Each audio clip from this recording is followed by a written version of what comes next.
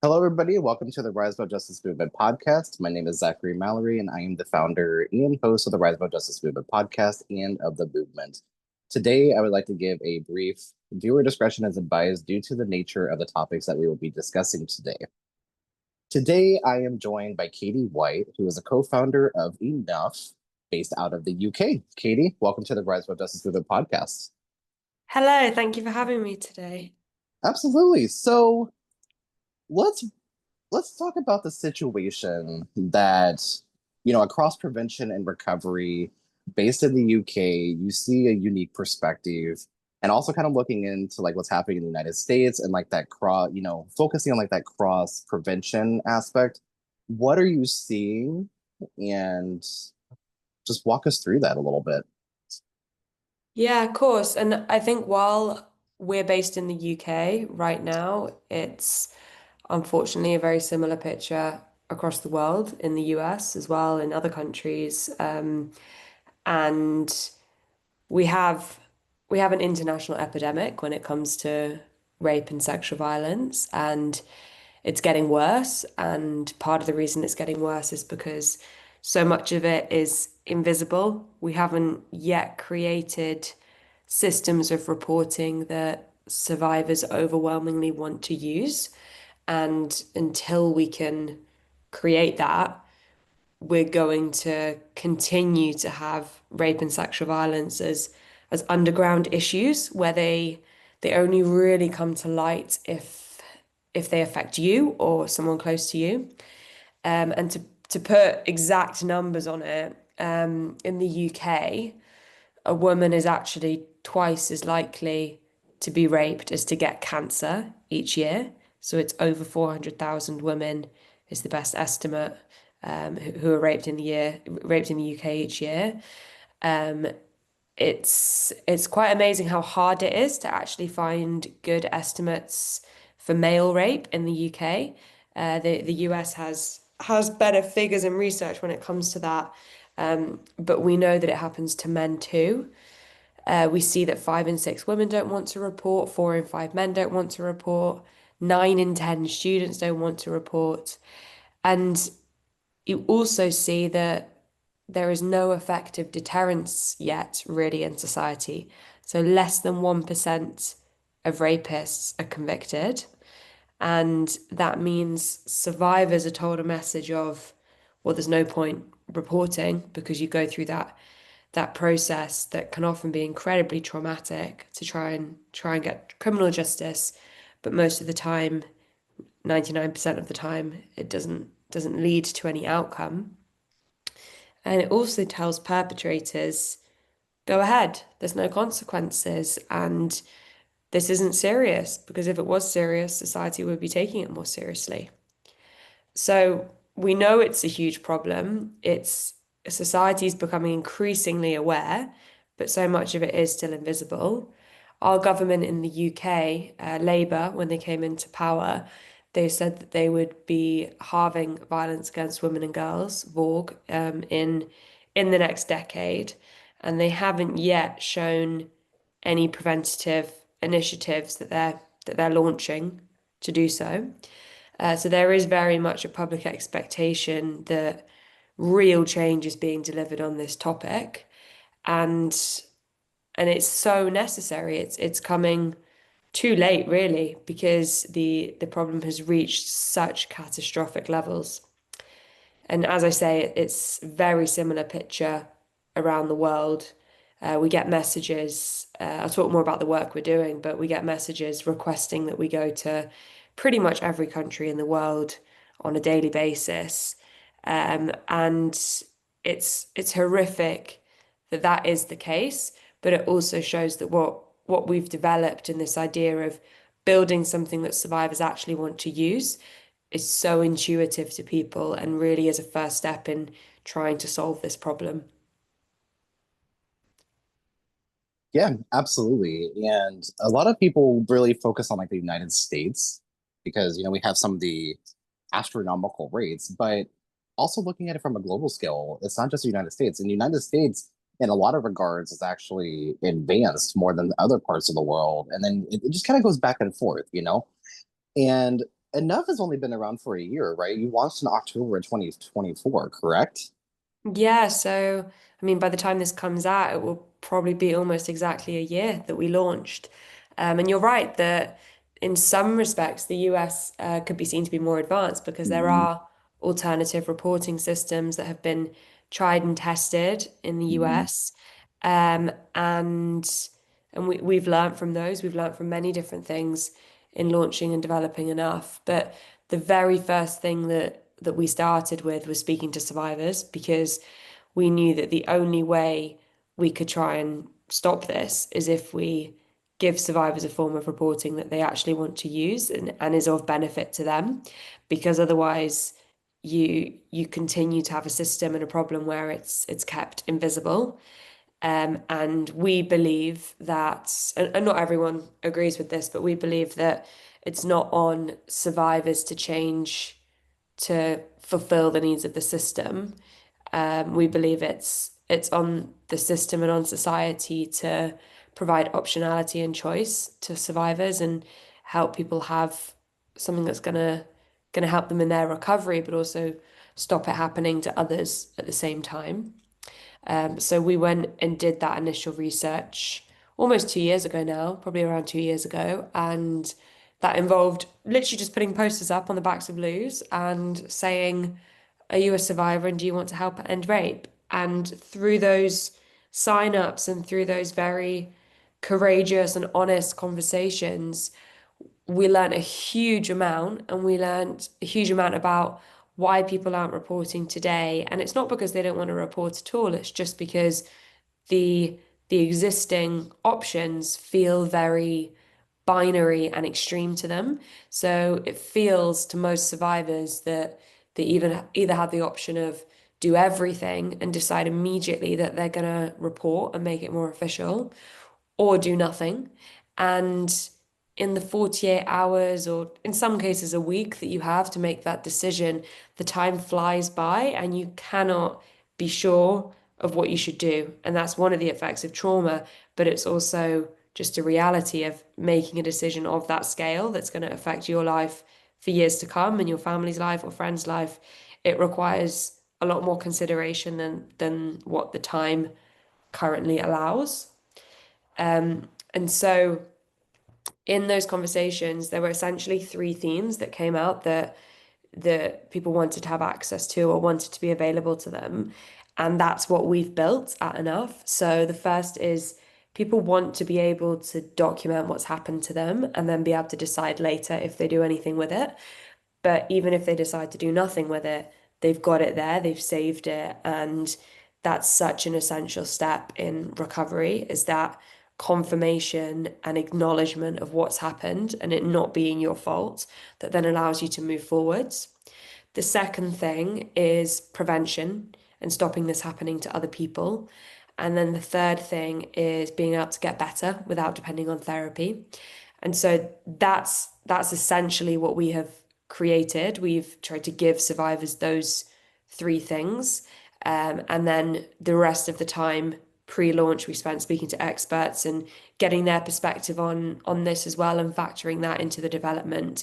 But all in all, Tom and I worked on it for a year part-time, evenings, weekends, whenever we could, got the idea together, and then at the point where we could launch it, we both left our previous jobs and dedicated all of our time and energy into just making that launch happen, which was roughly a year ago today.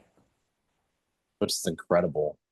It really is. And it's one of the most inspiring things that I've heard about in a very long time. So, first of all, congrats on 1 year, right? Because that is such a huge, huge, huge, huge thing that is absolutely needed.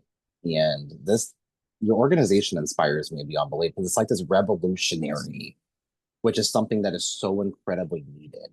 And I'm just in awe of the work that you are doing. And I absolutely love seeing it. I love hearing about it. And you've been a joy to sit down and like talk to, and you, Tom, and Maisie do this incredible work, and your collaborators and your social media content and your video library. Like there's so many incredible things.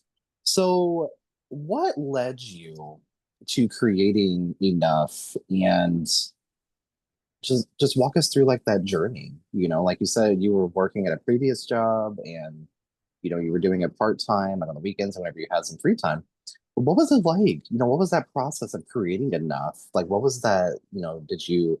I'm sure it was like a hundred and a half like spreadsheets and things. So I can imagine like that process because creating the movement that I have like like hundreds of tabs open. I'm doing research and I'm looking for like different collaborators and looking for organizations like yours that we can continue to collaborate with, right?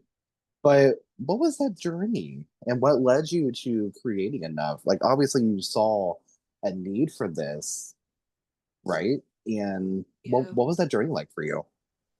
Yeah, and just before I come on to that, I just want to pick up on one thing you said a moment ago about disruption Mhm. and how important that is and sort of this revolutionary approach. And I couldn't agree with you more. We've we've really, really struggled and failed as a society to bring in new ideas in this space.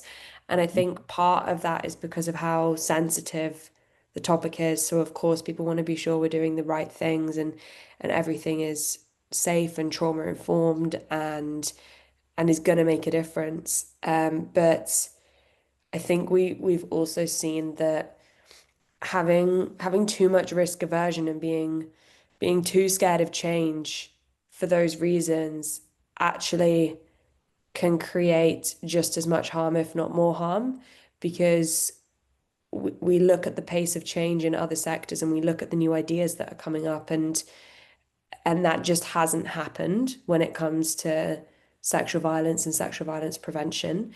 And there are many, many initiatives that are doing wonderful work in the space of awareness, but we do very little when it comes to new potential preventative solutions.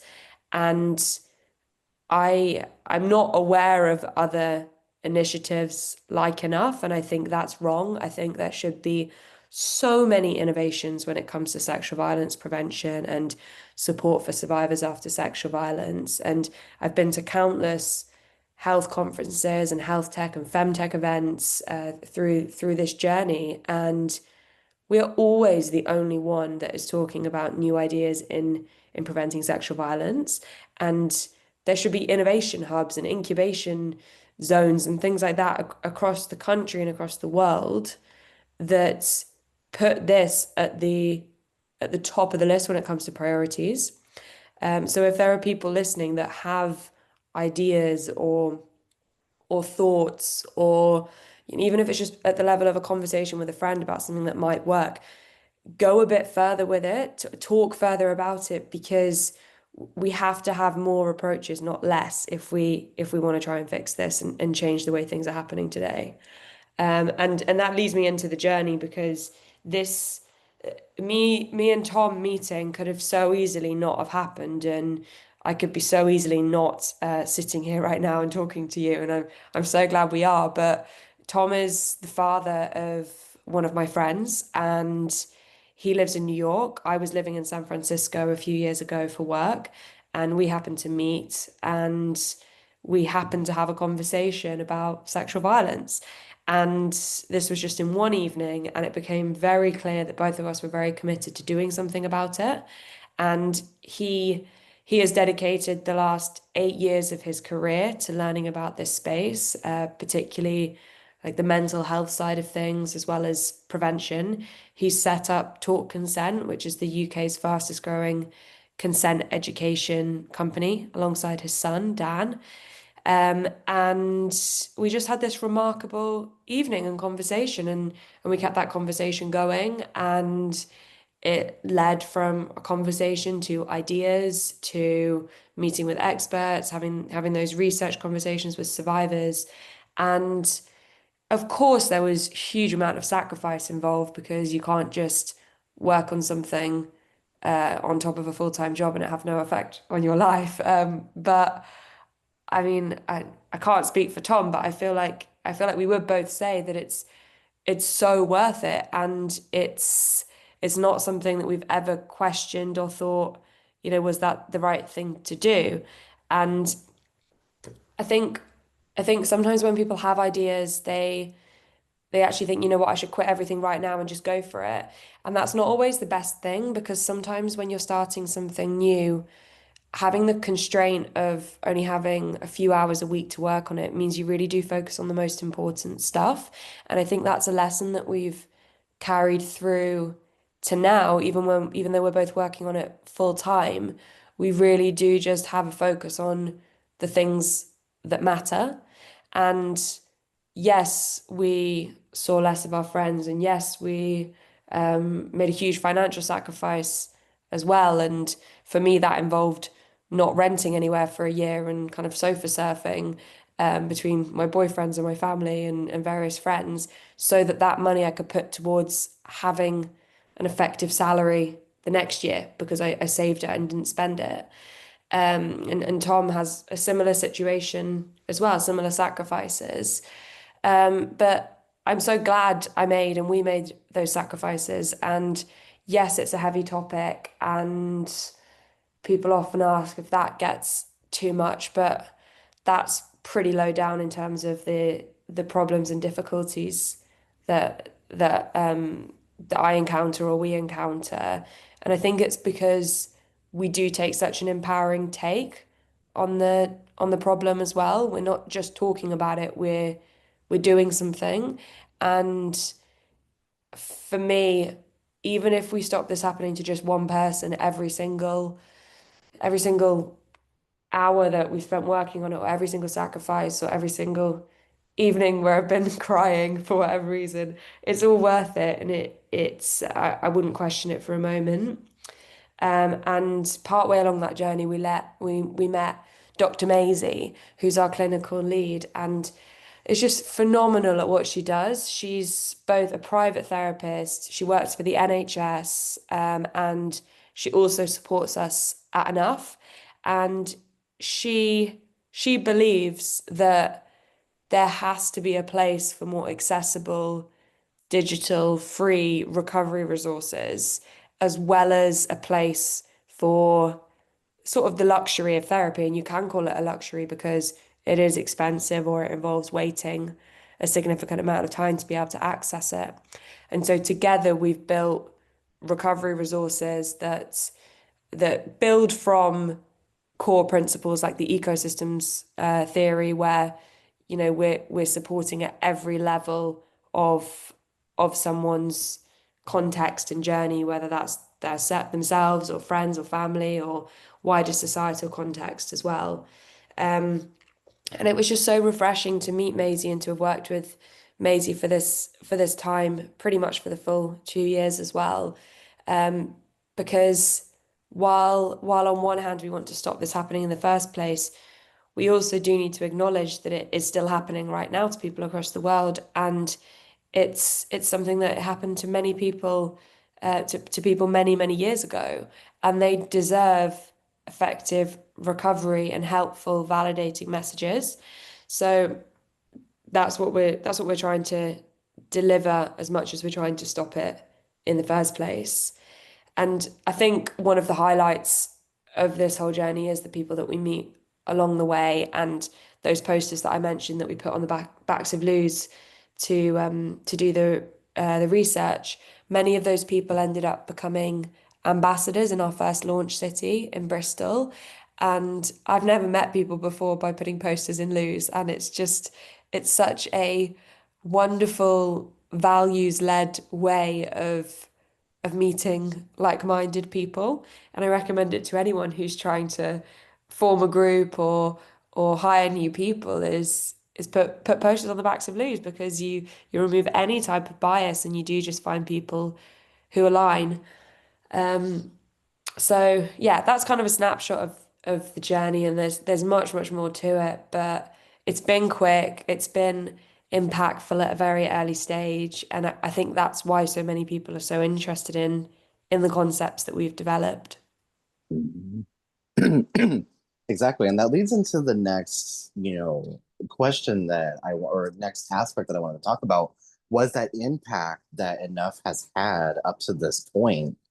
you're impacting people all across the country, all across the world, actually. I remember whenever Enough Recovery followed us on Instagram, and I was like, okay, who, I was thinking like, okay, who is this, right? And it led me on to going to your website, which looks incredible, by the way. The new website looks absolutely phenomenal.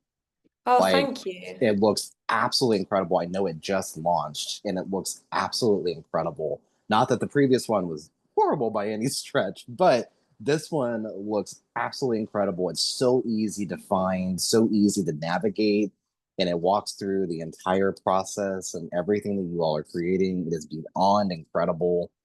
To say that I fangirl is an understatement, but it's so well put together. And you can tell that you, Tom, and Dr. Maisie, like, you can tell that you take so much care, and it's so carefully put together and so much thought, and the processes behind it is just phenomenal. So, kudos to you, obviously. Um, but what impact is Enough having? What are people saying? What are people, I see comments on your social media, and they're praising everything y'all are doing, because it's raising awareness about these issues, but it's not just saying we have an issue. No, this is actually going further, finding those solutions. And you said it best earlier whenever you said we need to have these incubator conversations and continue to bring people together, because this isn't just one issue and one issue alone. There's so much intersections to it, domestic violence, sexual assault, Yeah. trafficking. It all ties together. Sexual and gender-based violence is a complex issue. It's not just a one singular issue. This goes across multiple, aspects of it, but it also comes from generational trauma, and it comes from these, living in poverty and gun violence, and seeing, oh god, there's so many aspects that go into it. But what has been that impact like up to this point? Because obviously there's a lot Yeah. more that you're going to continue doing, but what does it look like up to this point right now, that Yeah, impact? and would it be helpful if I summarize quickly exactly what enough is as well? Because I don't think Yeah. for people who haven't heard of us before. Um, so I talked about the things that survivors asked for in the research being a place to save what's happened securely and come back to it if you want, a way of preventing it happening to other people, and then getting better without depending on therapy. And Mhm. what we've developed is an encrypted portal where if someone has been raped or sexually assaulted, they can go into that portal. It's secure, it's encrypted. They can they create an account, write down what's happened to them. There's two portals. One allows you to write it down and no one else sees. The other, it's made really clear if you want to share an anonymous part of your testimony on social media via enough, you can write in a line or two, and then we broadcast those on social media. And it's a way of one, creating deterrence because are seen by tens of thousands of people each week. On average, we have about 1 million social media views across our platforms each week, almost 50-50 male and female views. And the other part of it is that it just gives people a voice too, because it can be so hard to have that voice and to speak up without having the risk that it's going to define you. And that's why so many people do stay silent. So we try and give people that outlet. And then the other part of the portal is that it allows you to use a self-testing DNA kit. And you self-swab, you write down your barcode number, you put it in the free post returns envelope, and then you get two types of results really. The first is that you are told the number and gender of DNA profiles found in or on you. And the other part of the results is half of the DNA is frozen untested. And that's so that if the police want to use the DNA because you've reported to them and you want to pass it over, then they can request the barcode number and that frozen untested DNA is handed over to them. And that DNA can be admissible. We make it really clear that for anyone who wants to go to the police immediately, they should do that first. That's the better forensic examination. But in the UK, the stats are only 1 in 18 survivors are going to the police soon enough to even have the possibility of a forensic evidence collection. So we've got 17 out of 18 people who right now have nothing because they don't feel comfortable going in the time frame that they've got. But the wider purpose, I'm sorry, just one more thing to mention on that is that anyone can make a testimony, can submit testimony. You can do that from the US. You can do that if it happened 10 years ago, 50 years ago. You can do it if it happened last week. It's the DNA kit, which is for right now, but anyone can submit that written piece and save it in a portal online. And then the broader purpose of the kit is to stop it happening in the first place.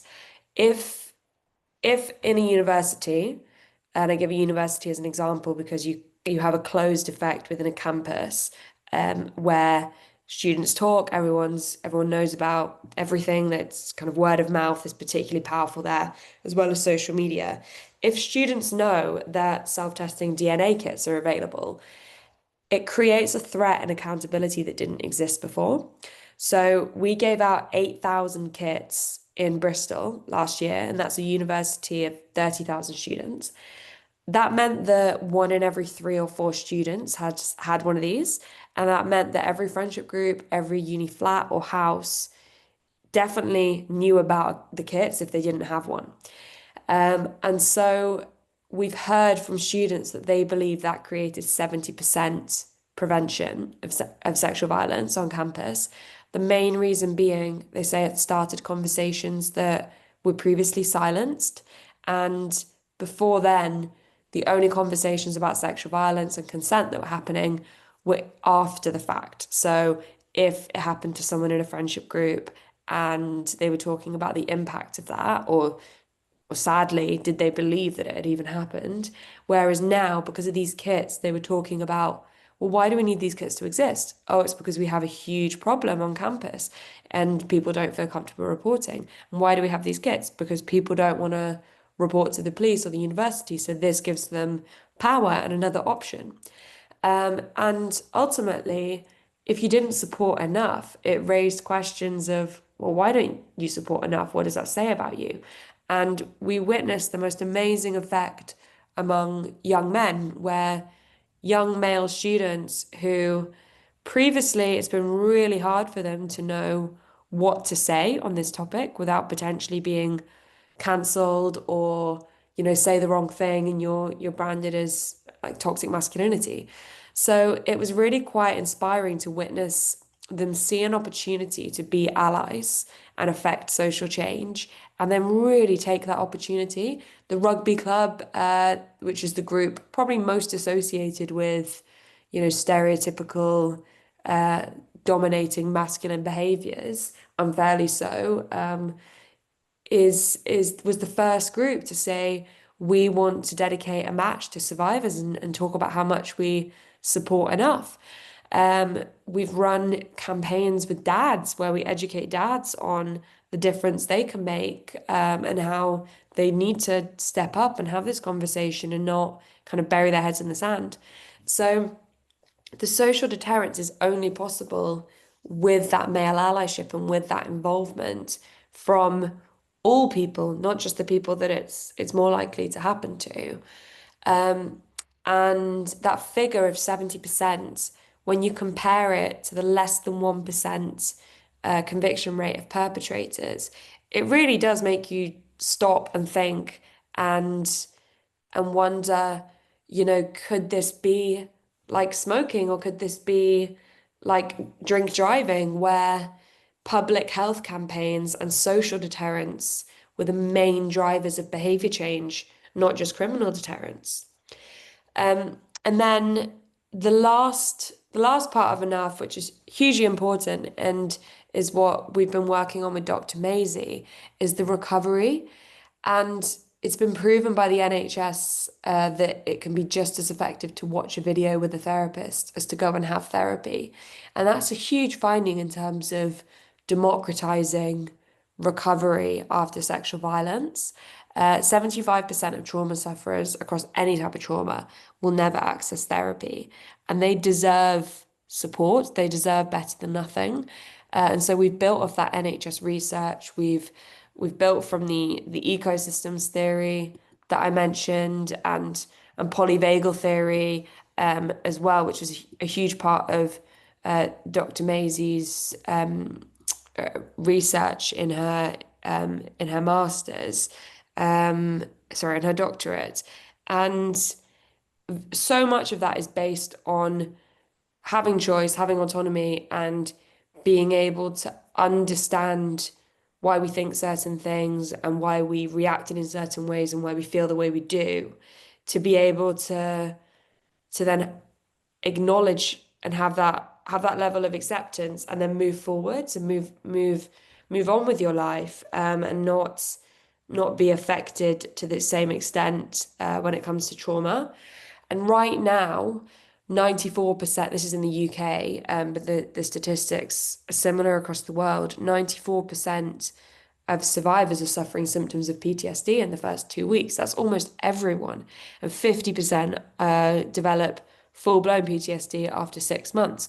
And that is preventable. There are people there who do not need to be experiencing PTSD, but for that to be the case, there has to be immediate or early intervention. And that's just not happening right now because of the waiting list for therapy, or because people decide they don't want to have therapy because it can feel like such a big deal to sit in a room and unburden all of that when you're not even sure that you can think through it clearly yourself, let alone explain it to someone else. So we've created a digital recovery channel on Instagram and TikTok and YouTube where survivors can come on and they can, and also friends and family and allies can come on as well and watch this content. And it just helps them understand what's happened, why it happened, as in why their body reacted in the way it did, and even through to reclaiming your sexuality and why that can be quite hard. We're really trying to get more diverse voices on there as well. Our vision is that it's a place where any survivor, any person could come to and see someone that they can relate to and learn from. And it's wonderful that you're considering coming on as well, Zachary, and featuring on our recovery podcast. So in essence, across the reporting, the deterrence, the recovery, we're trying to replace inaction. We're not trying to replace anything that exists today. We're trying to give people who right now feel alone and who, on the whole, are alone, we're trying to give them acknowledgement, validation, support, and we're trying to educate a generation that have been raised on porn being a large part of their sex education. We're trying to educate them that actually consent is what matters. Consent is the cool thing rather than sex being the cool thing. Exactly. And you hit on a lot of very important parts. And the next aspect that I want to talk about is like the male allyship and the importance of their role. Because in the world of Jeffrey Epstein's and Harvey Weinstein, and you know, even this going as far as like Marilyn Manson, right? Like there's so many Yeah. different like quote unquote like male role models that a lot of people look up to, right? So Yeah. in a world filled, like I said, with people like Jeffrey Epstein, because it's not just the United States that, he was directly involved with. It goes across the world, right? Yeah. Um, why is it important for male allyship to recognize their role in the, ending sexual and gender-based violence? Yeah. Many people don't realize the power that they can have as individuals. And I think if people did realize the power they could have, especially collective power, we'd see more people step forward and just make quite small changes in their lives. For example, on Instagram, liking something, commenting on something, sharing something, following something, you're helping contribute towards a less toxic, more positive culture. all too often there's conversations about things we should be removing from social media and things we should be banning. And yes, I agree. And we agree that there's lots of stuff that needs to come down and that shouldn't be influencing young men, especially. But we also need to fill that hole with something, and we need to fill that hole with something that is engaging and appealing, because otherwise, like social media companies are not going to bother with it. And that's part of the reason why they're not as quick to take things down as we'd hope, is because sadly those content pieces drive views for them. Um, so there are small individual things that users can do, and even down to the new Instagram feature where you can repost something, and all it does is it pushes that positive piece of content to your followers, but still from the same account. So anyone can go onto our Instagram on Enough to End Rape or Enough Recovery and hit that little, looks like a recycling button, and it just means that your viewers see that post from us, sorry, your followers see that post from us as well. And so there's lots of sort of micro ways that people can help contribute to a greater social change. And then I think on a more of an idol level, we do just need to champion the men that are doing good work, and we need young boys to look up to them rather than looking up to the toxic men. Um, and dads play a huge part in that too. And that's why we have started this Dads for Daughters campaign, where dads and parents can just be really scared of knowing what to say, if anything. And they can be scared that they say, my daughter's only 12 years old. How do I know what to say? And it's, if you're not saying something to her, then someone else probably is, and it's probably not accurate. And with young people, the first thing that they hear is what they tend to hold as accurate, and everything else either confirms that view or is misinformed, is the way that they process it. It's a type of confirmation bias, essentially. So we do need to be getting in there and having those conversations. And through our work, we've seen that boys want to, boy, and I'm talking about boys, but it's girls as well. Like young people just they want to fit in, they want to belong, and so they go along with what they think everyone else believes or what everyone else respects or admires. And all too often, it's something that actually no one respects or admires, but everyone thinks everyone else does, so they just go along with it. And so we need to give young people the confidence, but we also need to give them the idols and the allies that are actually positive to look up to. And I think I think we've been effective in that so far, given that so many of our viewers and followers are men. We don't want this to just be a girls v boys thing and have this army of female followers and not bring men into the conversation. We're really proud of the fact that our viewers are almost 50-50 across gender. And I think it's also in part due to how gender inclusive our work is, and the kits are for any gender. It's not restricted to just one. So yeah, I think there's still a long way to go, as many other people will say, on that front. But we have to play the algorithm with the good stuff. We can't just leave it that the bad stuff is playing it. Yep, exactly. I was just about to mention about the algorithm and how it can be a little tricky to kind of like reach those people that we really want to reach, especially in like the age of like digital censorship and like shadow banning. So Yeah. obviously reaching some of those key players in prevention can be a little tricky. And what have been some of the highlights and disappointments of the journey that you've had so far? And I know there's been some controversy too, but what has been some of those highlights and some of those disappointments? So the highs and lows. Let's start with the lows and then we'll go into the highs. So it's Yeah, I so guess because I've spoken more about the highs as well, so I yeah. was I was going to suggest the same. Um, yeah, the lows have been interesting to me because they haven't been the things that I expected. Um, I expected that when you come up with an idea in a space that is in such desperate need of change and says it needs change as sexual violence and sexual violence prevention. Um, I thought that it would be more of a case of everyone helping out to help improve and make it better. But it's really, I guess it saddened me to see that some people or groups would prefer to make assumptions and and form misconceptions and sort of perpetuate misconceptions as opposed to just have a meeting and hearing things firsthand and learning for themselves.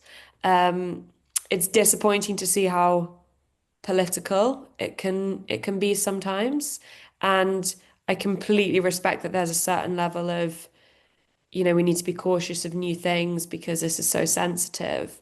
But I think you can also be cautious while making sure you're fully informed. And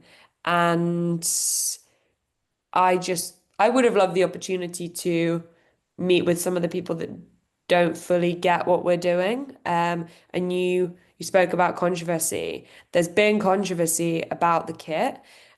Some people believe that the only way people should be able to gather evidence is via the police, and that everyone should go to the police or go to a sexual assault center, which you have in the US as well.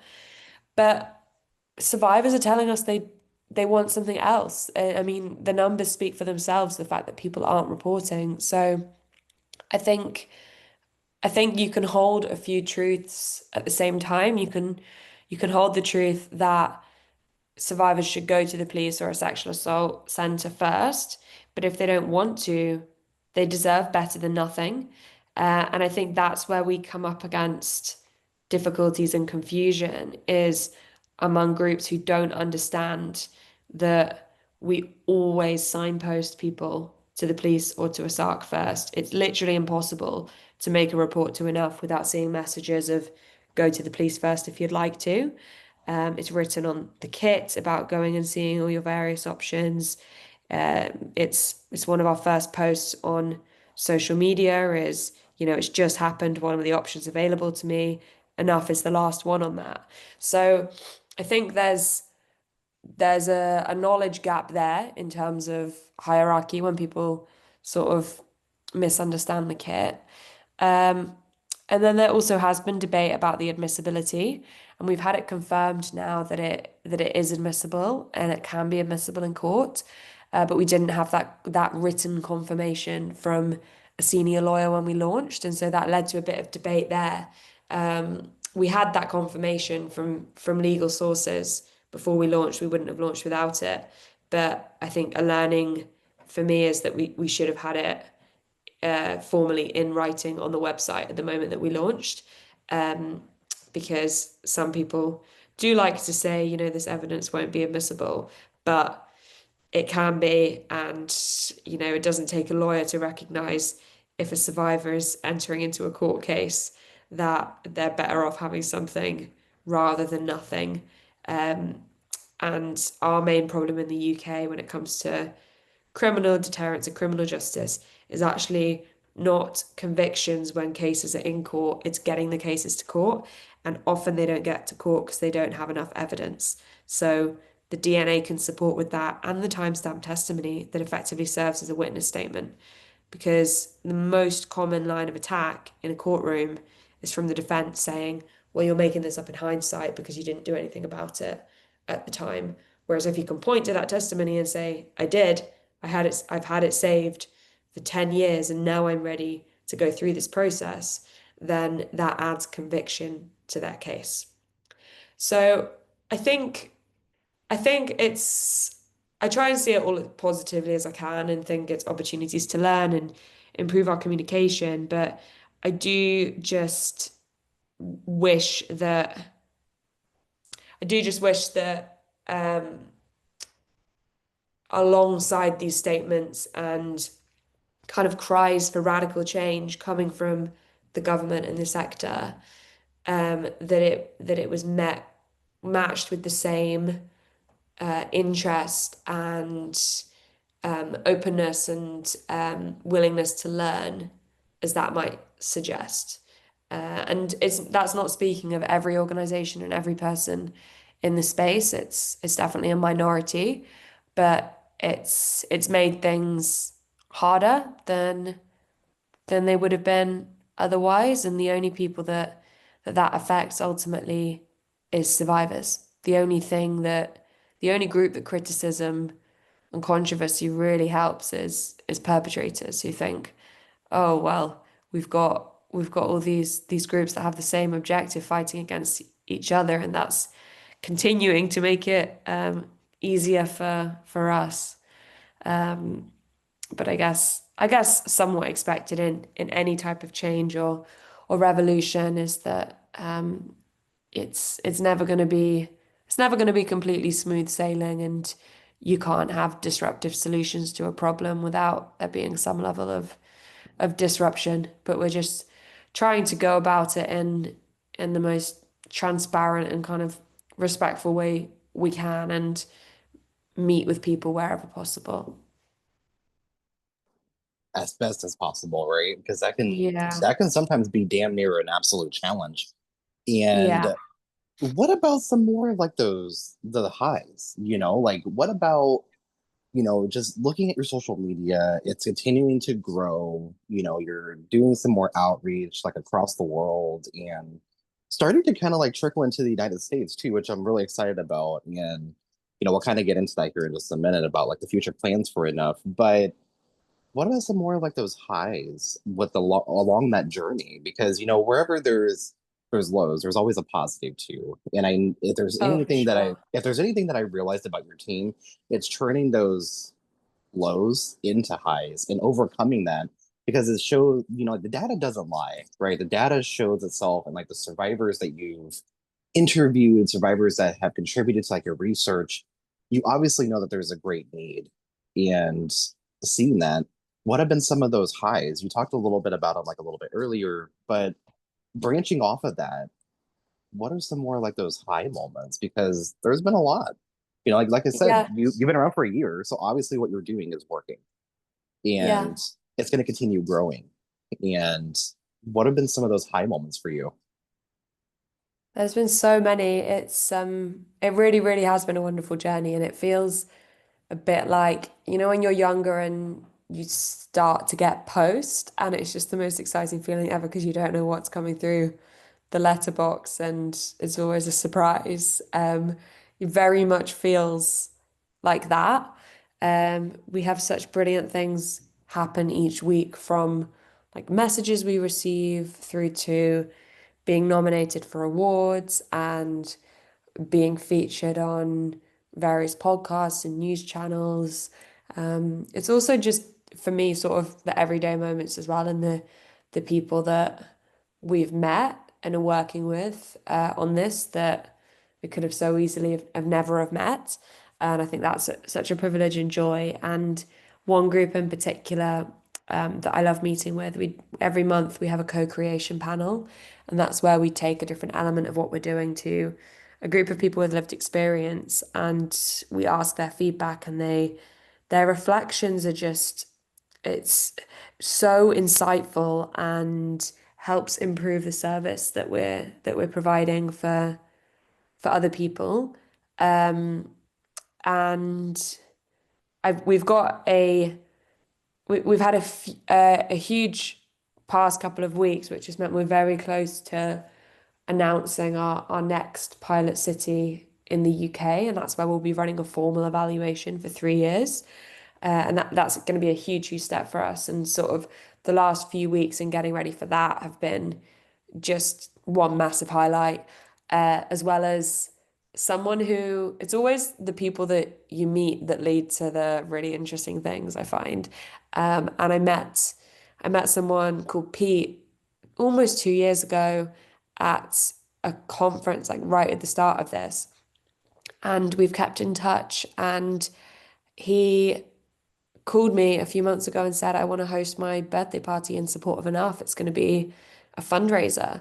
And through that night, we raised close to £10,000 just from people's donations. And him saying, I don't want a birthday present. I just want you to support this organization that I really believe in. So you never know what's next, but there's always so many incredible moments like that. And you're right, we do take any of the bad things that happen as opportunities to learn and improve. And I think it will make the overall story more interesting too. I mean, no one likes a plot line where it's all smooth sailing. I think we will look back and think, how was there ever a world where we didn't have that availability of choice to survivors and something that is a new idea now and people are kind of coming to terms with and learning about and understanding and going through the process that you've gone through and learning about enough. Um, it it will it will feel so intuitive and obvious looking back that this was always going to happen at some point, but that doesn't mean it's necessarily easy and clear at the time for everyone.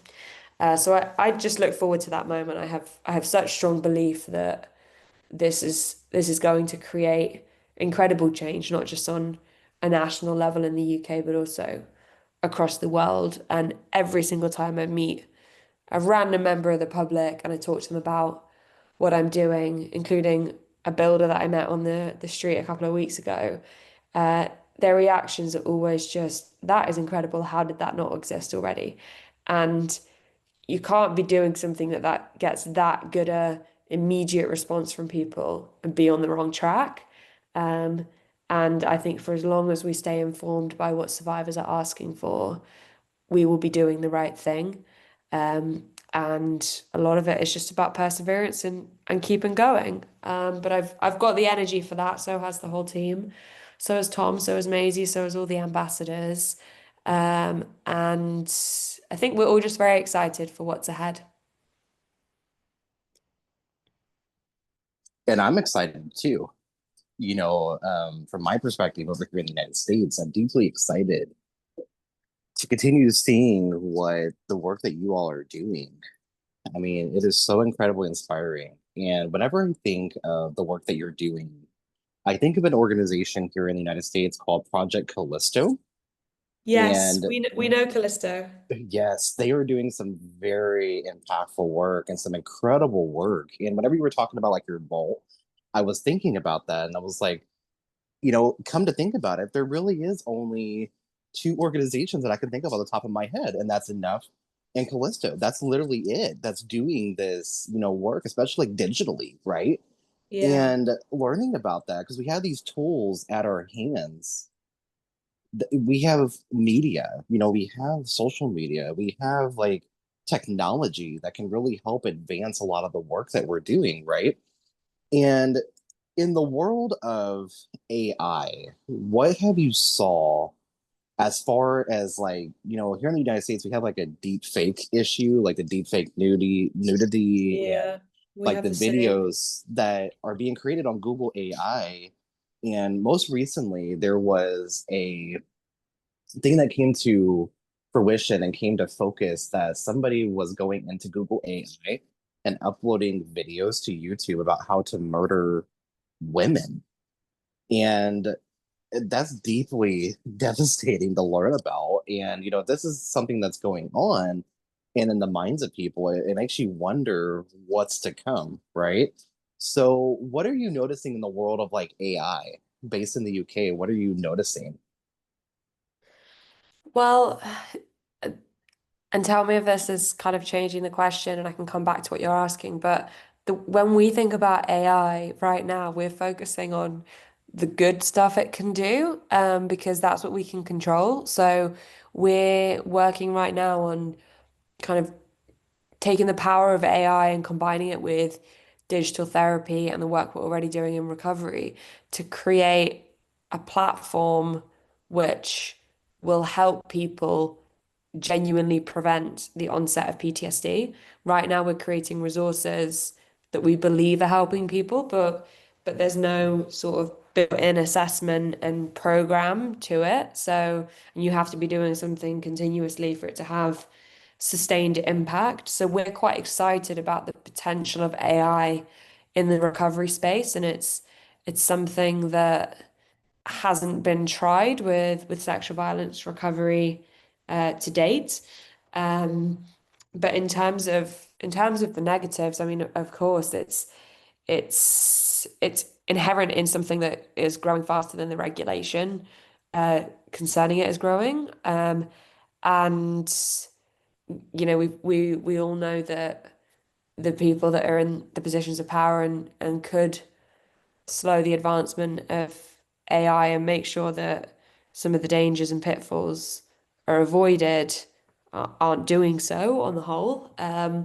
But the problems that you talk about, we have exactly the same problems in the UK, and I think the best thing that we can do for now is people can continue to speak up about cases where it's affecting them, and then we can use that to lobby change in Parliament. And we see that with quite a lot of reality TV stars in the UK go on to use their platform for good and speak about issues like deepfakes and then turn that into petitions and roundtables in Parliament and get change actually made in the law. Um, so I think we should all continue to support individuals like that are making that change happen, um, because laws only change when there's enough pressure for that change to come about. But yeah, it in equal parts excites and terrifies me. But I think there need to be more organizations focusing on using the positives of it to help people. Yeah, I absolutely love hearing about the positive aspects of it because it kind of, it switches that focus. Like yes, we recognize that these issues are going on, but here's the positives, and let's drown out that negative with something positive. So I love doing that, and I think that's a crucial aspect of it. And I'm glad you touched on um, like therapy aspects of it, and different things like that. I'm really glad you touched on that. So you mentioned about doing another pilot city. Outside of that, what also is some more future plans for it enough that you can obviously discuss about um what can you see happening in like the next year, 2 years, 3 years and onward? Yeah, well, what we're already seeing is international requests from people who want to bring enough to their country. And so we're having conversations with people about how we might be able to set that up and work with them. And enough is something that does need to be available across the world. We're starting with the UK, but we're very interested in taking it to other countries. We think it should be available in pharmacies, like the equivalent of CVS for us is Boots, should be available via your DoorDashes and Deliveroos and Uber Eats. Um, and it's only when it becomes a household name and something that is spoken about, and college kids, university kids are going off to university with one, um, that we will achieve the level of social deterrence that we witnessed in Bristol happening on a national level and then international. And so that's our focus for the future. The things that are helping with that and that are exciting that we've got in the pipeline is we're we're getting increasing government support in the UK, and we'll be having an important meeting with a lot of MPs in the next couple of months in the UK. We're getting advised by very senior people in public prosecutions and the Home Office. And so all of those relationships are helping us achieve that change faster. Um, I think I think also just continuing to grow the platform of enough so that we're able to help more and more people, because even someone who is listening to this or comes across enough in the US, they can still benefit from all of the ways where you can submit a testimony and all of the recovery videos and all of the social content and education that is all available to them. And so I'm excited just to continue developing really strong social content and educational resources that mean more people can have more conversations with their friends because they can look at something we've done and then say to their friends, oh, did you know actually the most common response after sexual violence is to freeze. And the most common thing is for that to start 3, 4 minutes before the rape occurs because your body is preparing for the fact it's about to happen. So by giving people helpful pieces of knowledge, it then has a butterfly effect into their friendship groups and social circles. So that is a harder, it's a less tangible thing, but it's something that is well how we got to this conversation today really is you coming across the content. So a mix of really ambitious things and also the steps that we're taking to getting there. And then I did mention the upcoming launch in another city in the UK. And I think that will really help with some of the misconceptions that I mentioned too, because we will be able to say, every concern or possible risk is valid, and we are going to be mitigating it and minimizing it in this formal evaluation. But we will also be able to see how real and how prevalent that perceived issue is, and then we will be able to create changes if it is there.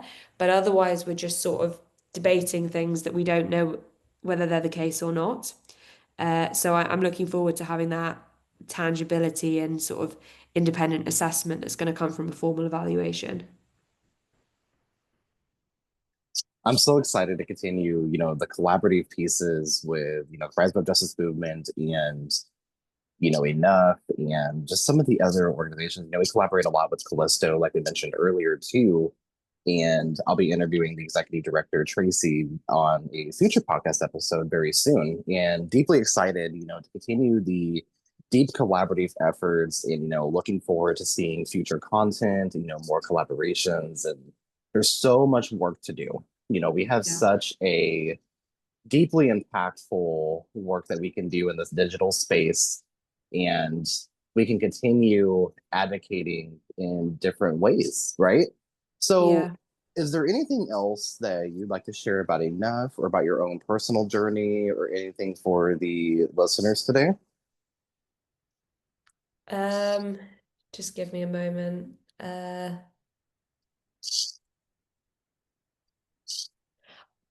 I think I think I would just encourage people to be bold and to say the thing that they want to say, but Mhm. maybe have been too scared to say before, because you will likely not be the only person who is feeling that way or feeling uncomfortable about something that's been said. And the longer we bury our heads in the sand or don't speak up, the more we perpetuate the behavior, which is just making things worse.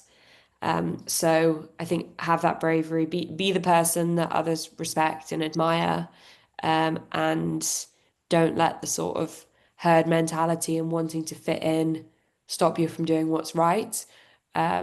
Because really the group that you want to respect you is the group that are the good people, not the group that are going to stay silent when there's social injustice. And there is always something you can do, whether it's just supporting an account on social media or having conversations or organizing fundraisers. Every single one of us can make a difference. And if you feel inspired by any of this and want to either help out enough or help out another organization, just message us or message any other organization, because we're all doing this on a shoestring. There's no real funding at the moment for this type Mhm. of idea. Mhm. And that's something that's hopefully going to change for us quite soon. But it's just to say, any offer of help is always appreciated, because often nonprofits don't have the resources that others have. Yeah, absolutely. And you hit a key part on that. A lot of the federal grants here in the United States have been ended. Like a lot of the VAWA, so Violence Against Women Act funds have been Yeah. ended, and they're not going to direct service providers. And also, the defense secretary has removed protections for victims of crime within the military. That's deeply devastating to think about. And I think about Vanessa Guillen, who was murdered on a military base here in the United States. I think about that and how many others potentially could come after that. So we have a deep Yeah. issue, and we need people to recognize the issues and get involved. And you said it best: message an organizer, message an organization, message an advocate or a leader within our communities. Get involved. It doesn't Yeah. always have to be, going to protests. It doesn't always have to be, fundraising money. Like just simply sharing that content can really help. And watching videos, education is a big key role in prevention, but also the postvention after sexual assault, after violence. And again, I want to say thank you for coming onto the podcast today and sharing your wisdom and sharing your future for and how people can get involved in ending sexual and gender-based violence, especially with the digital spaces. I think it's incredibly crucial, but also just getting out into the community too. So again, Katie, thank you so much for the work that you do. I am so excited, to continue collaborating with Enough and continue to see the growth. And I admire the work that you're doing very deeply. It means the entire world to me, and I know it will mean a lot to for future generations to look back on, see, going from a negative to a positive and turning the rage into action and the action into policy and the policy into implementation to help survivors, get through their healing journey because healing is not linear. It's very complex. And what may have worked for me may not work for the next person. But I think finding that common space and finding those new self-care techniques, I think is actually absolutely incredible. So, Yeah. And thank you. And I think the thing that Maisie would want to share, sort of as a final note for everyone, is a lot of the people listening to this are probably people who have had experiences themselves or know people who have, and so therefore care deeply. And we've built our recovery channel to give people answers on topics that can feel confusing or lonely. And mhm, so if you or if someone you love has been affected by this, go on the recovery channel and write into us and say the sort of things that you would like explainers on, and we will do our best to create those. So see this as a direct way of of asking questions to a therapist and getting that clinical response. And we just want to make sure that we're creating stuff that is helpful to people. yeah, absolutely. Continue doing the incredible work that you're doing, and we will continue to amplify. We'll continue to collaborate. And with that, again, thank you so much for coming on the podcast today. You take care of yourself, and we will speak Thank with you you. very soon. Yeah, thank you. You too. Bye. Thank you.